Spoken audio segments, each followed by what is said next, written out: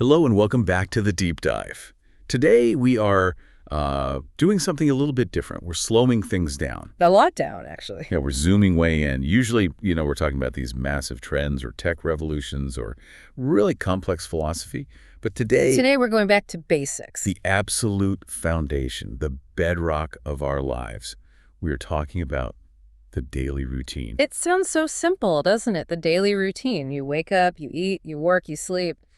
But if you actually, if you really look at it, if you put it under a microscope, the daily routine is the entire framework of our existence. It really is. It's the skeleton that holds up the rest of our lives. And for our specific purpose today, for anyone out there who's trying to master the English language, the daily routine is, well, it's the ultimate training ground. It's the perfect laboratory. I mean, think about it. If you could describe your entire day, from the precise moment you open your eyes to the moment you close them at night, you've basically mastered the core of the language. You really have. You've got the verbs of movement, the nouns of the home, the adjectives of feeling. It's all there. So here's what we're looking at today. We have this fascinating source text in front of us. It's a comprehensive three-part dialogue script that's been designed specifically for English learners. And it is a very clever piece of material. It's not just some boring list of words. It actually follows two distinct characters, Mary and John, through an entire day. Right. We have part 1, the morning, Part 2, the afternoon. and part 3, the evening. So it's all structured to teach vocabulary, sentence structure, and even a little bit of cultural context all at the same time. It's incredibly efficient. And so our mission for this deep dive is to deconstruct these routines. We aren't just going to, read this script to you. That would be boring. Right. We're going to tear it apart, gently, of course, to see how it actually works. We're going to look at the specific vocabulary, the sensory details, and there are some incredible sound words or onomatopoeia in here that we need to talk about. Oh, definitely. And the contrasting lifestyles that are presented, that part is key. Explain that a bit. What's the contrast? Well, we have Mary, who works from home. She's our, let's call her our homebody. And then we have John, who works in an office. He's our commuter. So right away, the text is giving you two totally different sets of vocabulary for two different kinds of modern lives. Exactly. The language you need to describe working from your kitchen table is very different from the language you need for taking the bus to an office building. Okay, so before we jump in, I just want to set the tone here. We know many of you listening might be using this very deep dive to improve your own English. So we're going to pace this carefully. We're going to speak clearly. We're going to try to avoid the super complicated jargon we might usually use, or if we do use a word like that, we'll explain it. We really want to unpack these simple concepts so you get the maximum benefit. Think of this as a deep dive, but a very accessible one. Exactly. Think of us as your guides. We're going to walk in Mary and John's shoes for the next hour or so. We're going to live their day with them. Sounds good. Where do we start? Okay, let's start at the very, very beginning. Part 1, the awakening, the morning rituals. Yeah. We have to meet our characters first, right? Who are we dealing with? First up, we have Mary. She introduces herself immediately as a teacher, but she specifies her environment right away. She works from home, and her personality, it just shines through in that very first line. She says, I love mornings, I love the sun, and I love the fresh air. She sounds so positive, doesn't she? I love the sun. Yeah. It's such an active, happy declaration. It's not just, I like mornings. It's, I love mornings. It is. She projects this image of calm, of nature, and of just general happiness. She seems very aligned with the morning. And then we have John. John is our office worker. Now, he's enthusiastic. He says he's so happy to be here, but he's also a little bit more, what's the word, realistic about the struggle of the morning. He is. He admits the difficulty. And I think that makes him incredibly relatable to a lot of learners, and probably most people, actually. Waking up isn't always easy. No, it's not. So let's look at exactly how they wake up. This is where the source text gets right into the vocabulary of time and feeling. John's reality hits him hard at 7 a.m. And the text doesn't just say his alarm went off. It gives us the sound. It literally writes out, beep, beep, beep. That's our first example of onomatopoeia, isn't it? It is, and that's a big fancy word, but all it means is words that sound like the thing they're describing. Beep, beep, beep. You can hear it. It's sharp. It's electronic. It's a universal sound, isn't it? It just cuts right through the sleep. It really does. It's an aggressive sound by design. And John's reaction to this sound is just so human. He says, I don't get up fast. No, I love that repetition. No, no. It really emphasizes his resistance. He isn't, leaping out of bed like some kind of superhero. Not at all. He's negotiating with the morning. He says, I am a bit sleepy. Sleepy. That's such a great adjective for English learners. It's softer than exhausted or fatigued. It's that fuzzy, in-between feeling you have when you first wake up. Precisely. And then he describes a very specific action that I think is brilliant. He says, I sit on my bed for 1 minute. Okay, let's break that down. The grammar there is so important. Sit on my bed. He doesn't say sit in my bed. Right. What's the difference? Well, if he were in bed, he would still be under the covers. He'd still be hiding from the day. But he is sitting on the bed. He's made a transition. He's vertical. His feet are probably on the floor. I do that. You do that. Just sit there and kind of stare at the wall for a minute. Absolutely. It's a transition state. Your body is technically awake, but your brain is still, loading up the software for the day. Right. And he says he looks at his room. He looks at the window. He's grounding himself in the physical world before he fully engages with it. Then finally, he stands up. And he says this really important sentence. I feel a little bit tired, but I am ready. That is a key distinction for a learner, isn't it? The difference between feeling something and being something. Exactly. I feel tired. That is just a temporary sensation. But I am ready. That is a state of mind.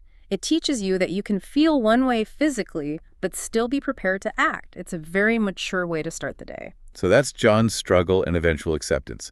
Now let's compare that to Mary. Mary wakes up earlier. She's up at 6:30 a.m. And she gives herself a title, a label. She calls herself an early bird. Let's unpack that idiom. What is an early bird? Well, it comes from that old saying, the early bird catches the worm. It just refers to someone who naturally wakes up early and tends to be active and productive in the morning hours. It's a very positive label. And Mary definitely fits that description. She talks about the sun just coming up. It's such a peaceful, gentle image compared to John's beep, beep, beep. It is. But even Mary, our perfect early bird, has a moment of temptation. She talks about her blanket. Oh, this is a great detail. She says, my blanket is pink and very soft. Notice the sensory adjectives she uses. Pink for sight, soft for touch. The text is constantly trying to get you to feel what the characters are feeling. It creates this sense of deep comfort. And she says she loves it so much that she stays in bed for 5 minutes. So even she struggles a tiny bit. It makes her more relatable. But what finally gets her up, it's not an alarm clock. It's not an external force pushing her. No, it's internal motivation. It's a need. She says, I am hungry. I want breakfast. She motivates herself with a reward, food, which is actually a great psychological trick. If you struggle to wake up, promise yourself a really good breakfast. It works. So they are both finally out of bed. Now we move to the first crucial step of the day for so many people. The first drink. This is the great battle of hydration versus caffeination. It is a classic debate, isn't it? Mary is straight to the point, no ambiguity. She says, I'm very thirsty, but I don't drink water first. I need my coffee. I need my coffee. I think about 90% of our listeners probably identify with that exact sentence. The word need is so much stronger than want. It implies a dependency, right? She feels like she can't function without it. But John is totally different. He seems to be on a health kick. He says he likes the smell of coffee, but he doesn't drink it. No, he goes for water first. And the text gives us this wonderful, detailed description. It doesn't just say he drank water. It says he drinks a big, clean glass of cold water. Let's look at those three adjectives. Big, clean, cold. Why use all three? Because it builds a sensory experience for the learner. You can imagine the size of the glass. You can see it's clean, not dirty. You can feel the temperature. You can almost feel the condensation on the outside of the glass. And then we get that sound word again. The text actually writes out the sound of him drinking. Glug, glug, glug. Glug, glug, glug. It's such a fun word to say. Try saying it. Glug. It perfectly mimics the sound of liquid moving quickly down your throat. It emphasizes the volume, too. He isn't sipping it elegantly. He is chugging it. He is rehydrating his body after a long sleep. It sounds so refreshing. And he explains the effect of this action. He says, it makes me feel awake. It's a simple cause and effect sentence. Action. Drinking water. Result. Feeling awake. But he doesn't stop there with the drinks. He follows the cold water with hot green tea. So he's going from a cold shock to a warm comfort. And he uses a simile here. A simile, right, is when you compare two different things using the words like or as. So what does he compare the tea to? He says the tea smells like a beautiful garden. That's such a vivid and smart image for a language learner. You might not know the specific words for herbal or floral or botanical. Those are difficult, advanced words. But everyone knows what a garden is. Everyone can imagine what a garden smells like. Flowers, earth, maybe some rain. Exactly. It conveys a really complex scent using simple, foundational vocabulary. It's a very clever way to teach descriptive language. So, John is hydrated and feeling zen with his garden-scented tea. Mary is caffeinated and ready to go. Now, they both head to the bathroom. Time for hygiene. And we get another great sound word almost immediately. Splash. Splash. That's the sound of the water hitting their faces. Both of them wash their faces with cold water. And they describe the feeling as a big surprise. I really like that phrasing, a big surprise. It wakes you up. It shocks your system. It creates a physical reaction that is easy to understand. Then we get into dental care. And I have to say, this part of the source text is really brilliant for vocabulary because it breaks down the simple act of brushing your teeth into specific parts. It does. It doesn't just say, I brush my teeth. It gets very specific. It says, I brush the top teeth, the bottom teeth, and the back teeth. Top, bottom, back. It's teaching you prepositions of place, but inside your own mouth. And it forces the learner to visualize those areas. When you read back teeth, your tongue almost automatically moves to the back of your mouth to check on them. It's a kind of physical learning. It also reinforces those simple, high-frequency nouns and adjectives. Blue toothbrush, white toothpaste. It's reinforcing colors and common objects in a very natural, everyday context. And the duration, I brush for 2 minutes, which is, by the way, the dentist recommended time, so it's good advice, too. And John adds a reason for this action. He says, we must have clean teeth for a nice smile. So it connects the action brushing to the result, a nice smile. It gives the routine a clear purpose beyond just habit. Okay, so this has been a very thorough morning routine so far. They're awake, they're hydrated, they are clean. Now they have to face the day. We are moving into part 2, getting dressed and the commute. And this is where their two lifestyles really start to diverge, to go in different directions. Up until now, their routines were actually pretty similar. Wake up, drink something, wash your face. But now we see the work-from-home lifestyle clashing with the office professional lifestyle. Let's start with John. He goes to his closet. And the text does something very helpful here. It explicitly defines this word for the learner. It says, a closet is a place for clothes. That's such a simple, direct, and useful definition. And John's choices in that closet are very specific. He chooses a blue shirt because it's his favorite color, black pants, socks, and a brown belt. It's a uniform, essentially. He is building a professional image for the day, and he tells us his motivation. He says, I want to look nice for my work. Let's look at that preposition for look nice for my work. He is dressing for an external audience. He has to look professional for his boss, for his colleagues, for customers, maybe. Exactly. He is preparing to be seen by other people. Now, contrast that with Mary. She works at home. She says, I don't wear a blue shirt. She explicitly rejects that professional uniform. Instead, she wears a big yellow sweater. A big yellow sweater, and she describes it as very warm and soft. So the key vocabulary contrast here is really formal versus comfortable. John is all about looking structured, professional blue shirt, black pants. While Mary is all about feeling soft, warm, cozy, a big yellow sweater, it really paints a clear picture of their two very different worlds. Speaking of Mary's world, we are introduced to another character here, a non-human character. Ah, yes, Luna. Luna the cat. The text tells us she is gray and cute. Yeah. And this little interaction introduces some very simple but very useful command structures for learners. It does. The cat says, meow, meow. There's our animal onomatopoeia for the day. And Mary responds to her. She says, okay, Luna, here is your food. That phrase, here is, or here are, is so common in English. We use it all the time. Here is your ticket. Here is your change. Here is your coffee. It's a presentation phrase. It's what you say when you give something to someone. And it also shows a little bit of Mary's morning responsibility. She isn't just taking care of herself. She has to take care of another living being. Good point. Now they're dressed. The cat is fed. They need their own fuel. It is officially breakfast time. And Mary continues her health theme. She has oatmeal with milk and a red apple. But pay attention to the verb she uses with the apple. She doesn't just say she eats it. No, she cuts it. She cuts it into small pieces. Again, very simple adjectives describing size, small pieces. It's visual. And she explicitly states her focus. Oatmeal is very healthy. Her choices are driven by health. No, John. John is cooking. Yes. He's using heat. He's making 2 eggs and white bread. And of course, we get the sound of cooking. Sizzle. Sizzle. Love that word. It sounds exactly like hot oil in a pan. You can almost smell the eggs frying. It is a very evocative word. Sizzle. And John's focus isn't just healthy, it's energy. He says the eggs give him energy for my work. It's fuel for performance. It's a little character detail about John here that I really like too. After he eats, he says, I wash my plate and my cup. I like a clean kitchen. I don't like dirty plates. He is very disciplined, isn't he? He doesn't leave the mess for later. That tells us a lot about his personality. He is organized. He likes structure. He likes things to be clean and tidy. So breakfast is done. It is 8:30 a.m. It is time to go.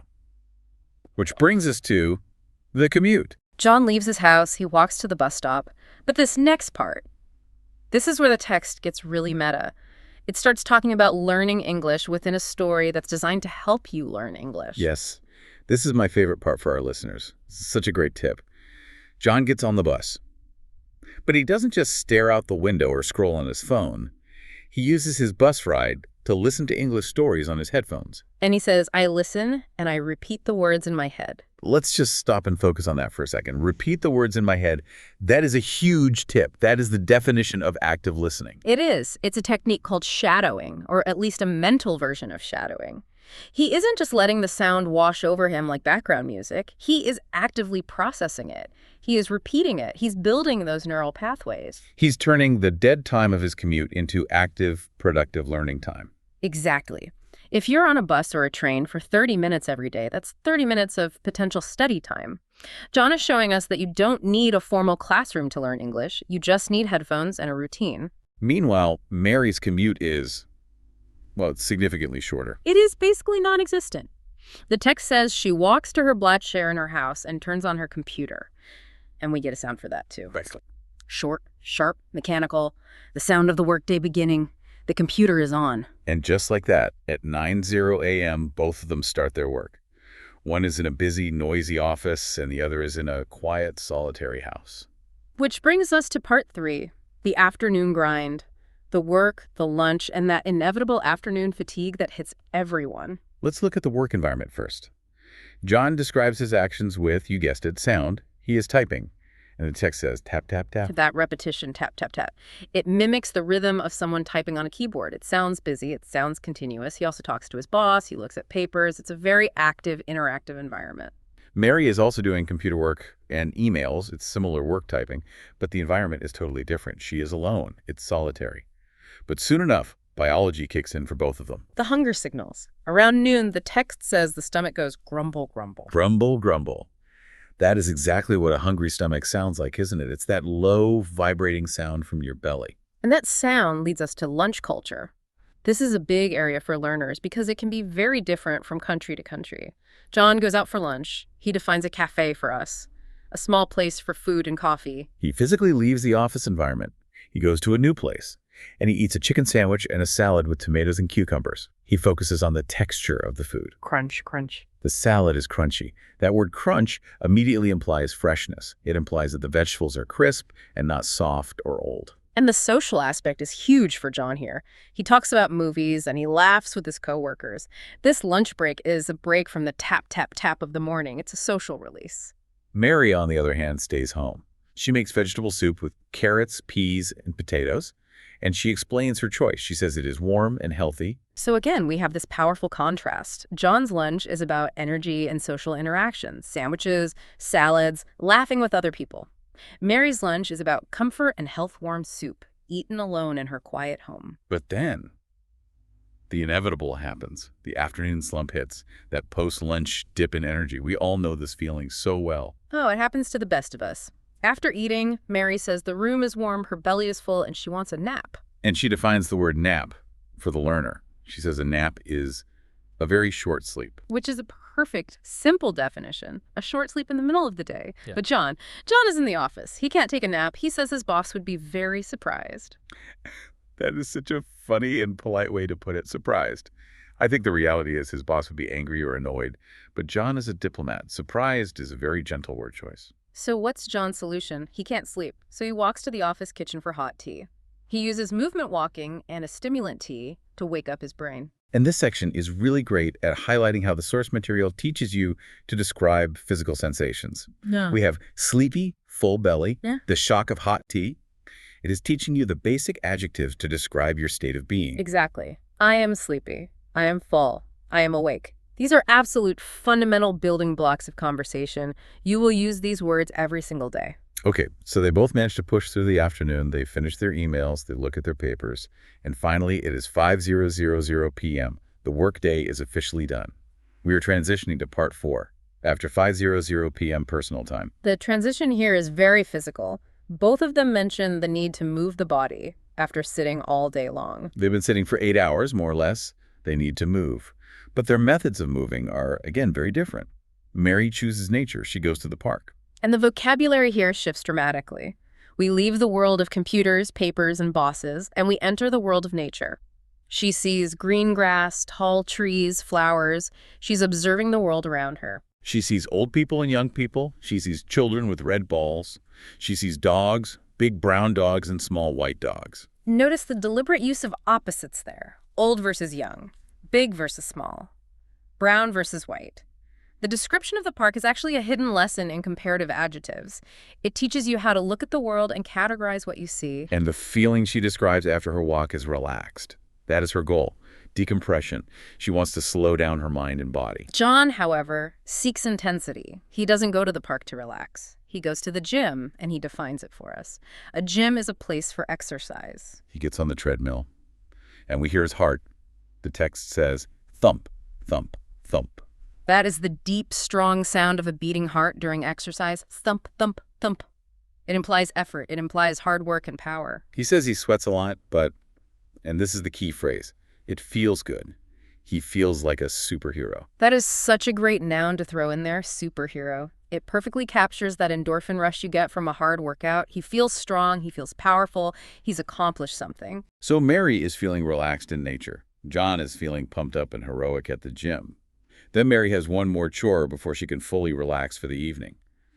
The grocery run. She goes to the supermarket. She buys fresh fish, broccoli, and milk for her dinner. And she mentions a physical sensation here, too. She says the bags are heavy. Heavy, and she makes a little joke that carrying them is exercise for her arms. This connects the chore to a physical feeling. It grounds the vocabulary in the body. When you carry heavy bags home from the store, you will remember the word heavy because you have felt it. Now everyone is home. The sun is going down. It is evening. We are entering part 5, the quiet evening, decompression and reflection. John arrives home at 6:30 p.m., and we see another side of him here. He isn't just the disciplined office worker or the gym superhero. He's also a cook. He says cooking is like a hobby. That's an interesting word choice. A hobby is something you do for pleasure, for fun. So he enjoys this process. He makes rice and fish with lemon. And he even has a little philosophy about it. He says, homemade food tastes better than fast food. That is a classic comparative sentence. Better than. Yeah. He is expressing a clear preference and giving a reason for it. He values the quality and care of food he makes himself. Mary is eating her soup, but she isn't watching screens. She is looking out the window at the sunset. She describes the sky as orange and purple. More colors. But this time focused on the changing nature of the day. The day is ending, and she's observing it quietly. Now, what about entertainment? John is back to his tidy nature. He washes the dishes first because, as we know, he likes a tidy kitchen. Then, and only then, does he sit on the sofa. And he watches funny movies. He specifically mentions the act of laughing. The text writes it out. Ha ha ha ha. The universal sound of laughter. And he gives a reason for it. He says laughing is good for the heart. It is so interesting to look at the contrast here. John seems to seek external stimulation, comedy, movies, loud laughter. Mary, on the other hand, seeks internal quiet. She reads a book. A book about a brave dog, and she listens to soft music. Oh. She uses another beautiful simile to describe the music. She says it sounds like the wind. It sounds like the wind. That's very atmospheric, very calming. It's the opposite of ha ha ha. Then comes the part about connection to other people. John calls his parents at 9:30 p.m. And listen to the beautiful simplicity of his questions. He asks, how was your day? How was your day? That is the ultimate conversation starter. If you are an English learner and you learn one phrase from this entire deep dive, learn that one. It opens the door to connection. He says that talking to his parents makes him feel loved. That is such a deep and important emotion to introduce in a simple text. It shows that the daily routine isn't just about mechanics, it's about fulfilling emotional needs. Mary connects differently. She doesn't call anyone. She connects with herself. She writes in a diary. And the text helpfully defines diary as a small book for thoughts. She writes simple sentences about her day, and her motivation is to feel thankful. She writes things like, "Today I walked in the park. The flowers were pretty." It's essentially a gratitude practice. It is. And it's also a fantastic literacy practice. Writing down what you did is an incredible way to solidify the vocabulary you learned or used that day. If you write, "I saw a big brown dog," you are much more likely to remember the words big, brown, and dog. Finally, we have the preparation for tomorrow. The cycle is beginning to close. They both brush their teeth again. John makes the point again. Clean teeth for a nice smile. He is very consistent with his principles. And John, being the incredibly organized person he is, picks out his clothes for the next day. He says he does it to avoid hurrying in the morning. He's being kind to his future self. He's setting himself up for a less stressful morning. He checks his alarm. He is prepared.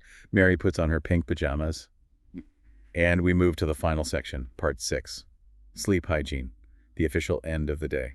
The bed is described with two beautiful similes here. The pillow feels like a cloud. Like a cloud, you immediately think soft, fluffy, light. The blanket feels like a warm hug. A warm hug.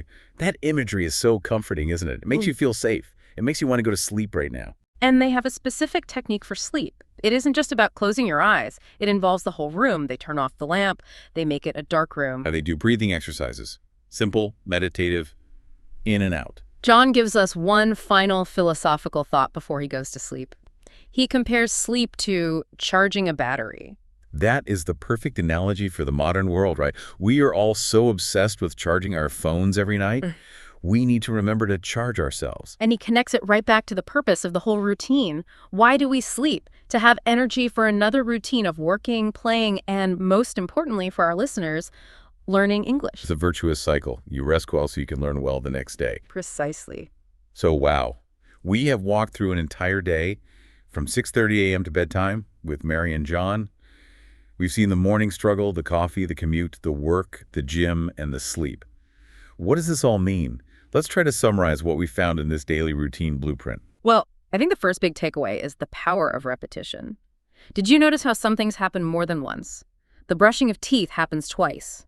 The structure of meals happens 3 times. Right. That repetition reinforces memory. It drills that core vocabulary into your head without you even realizing it. And second, the onomatopoeia. I mean, it was everywhere. It really was. The sound words, glug, glug, splash, sizzle, tap, tap, thump, thump, click, ha, ha, ha. These words are amazing because they bridge the gap between an abstract sound and a written word. They make English sticky. They make it memorable and fun. And third, the power of contrast. By showing us the office life versus the home life, the text gives us this huge, expanded range of vocabulary. It does. We got gym and park, we got cafe and kitchen, we got formal clothes and comfortable clothes. It basically doubles the value of the lesson by showing 2 completely valid ways to live a day and giving you the language for both. It really is a blueprint for learning. And it all comes back to what John and Mary say at the very end. Practice every day. That is the secret, isn't it? It's not about being perfect. It's not about studying for 8 hours one day and then doing nothing for a week. It's about the routine, doing a little bit every single day. Before we go, here is a final provocative thought for you to take with you. We want you to try something. If you narrated your own day right now, like Mary and John did, what sound effects would you use? That's a great question. Would your keyboard go clack, clack, clack? Would your coffee machine go hiss and then gurgle? Would your car go vroom? And what adjectives would you use to describe your feelings? Is your blanket a warm hug, or is it just an old wool blanket? Is your lunch crunchy and fresh, or maybe soft and warm? Try to just narrate your next hour to yourself in your head.